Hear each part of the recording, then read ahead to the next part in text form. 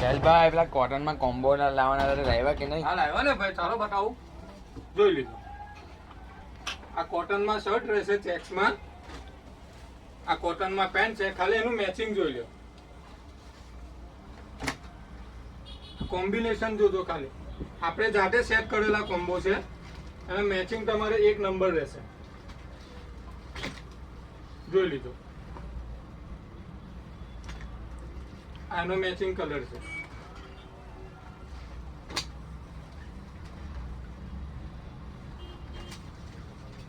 જો આ મેચિંગ જુઓ ખાલી.